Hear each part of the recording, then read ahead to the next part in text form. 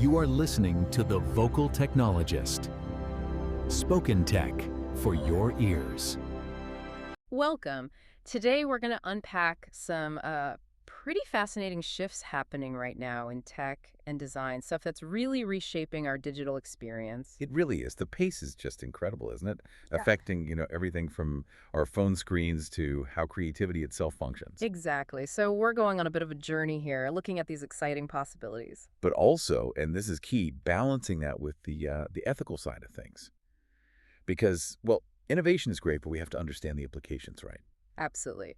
We'll touch on new aesthetics, AI in the creative space, and some of those really critical questions that come up. Sounds good.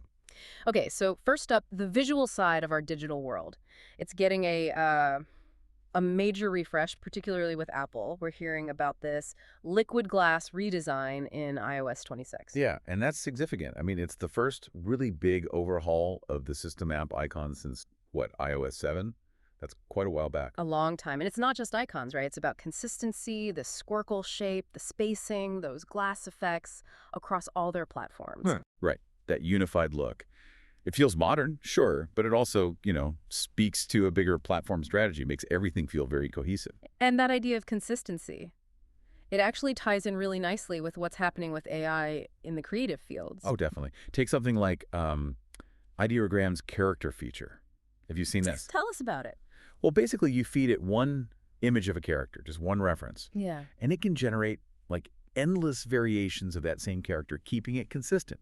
And it's free. Wow. Okay. So for creators, that's huge for branding, for storytelling, keeping things visually coherent without, massive effort. Precisely. It kind of democratizes that consistency. And sticking with AI and creativity, Adobe's doing something pretty interesting too called the unfinished film. Ah, yes, the collaborative project. Yeah, they release part of a movie and then creators, anyone really, can use their Firefly AI tools to make their own endings. Which is fascinating because it's not just using AI for, say, efficiency or effects. Yeah. It's using it to foster a whole new type of collaborative storytelling. It really shifts things from just watching to actively participating in the creation. Collective art, almost. Yeah, it's a cool experiment.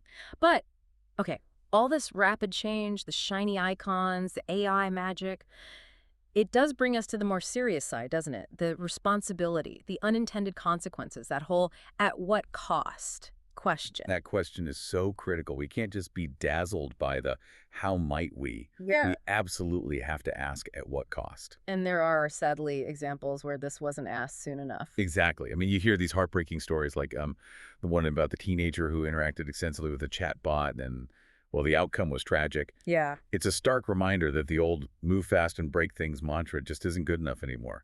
Designers, technologists, we need to actively anticipate potential harms. So pairing that curiosity with real critical thinking about the impact. Yes. Possibility and responsibility. They have to go hand in hand. And this whole theme of responsibility, it plays out on a bigger industry scale too, right? Like with market competition and oversight. Well, yeah. Look at the Figma situation. Lena Khan, when she was FTC chair, celebrated their IPO. Right, because the FTC had blocked Adobe's attempt to buy them for, what was it, $20 billion. Exactly. And Khan's point was, look, blocking that deal allowed Figma to grow on its own, to potentially innovate more freely and maybe deliver more value than if it had just been absorbed.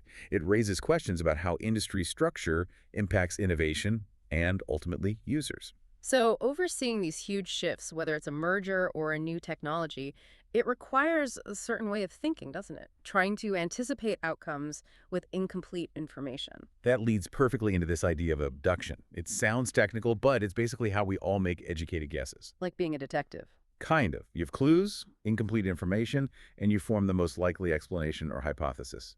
It's not deduction, where you have all the facts, or induction, where you generalize from lots of examples. It's that best guess based on what you do know. Okay, so how does that apply here with technology and responsibility? Well, when you're innovating, you're in uncharted territory.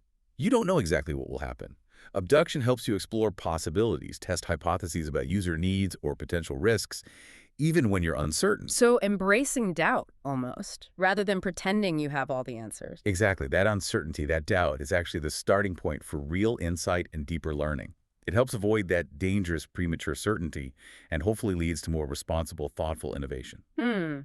So bringing it all together then, we've got these incredible leaps, amazing creative tools, but also these serious warnings and the need for this more cautious, questioning approach. It's a real balancing act.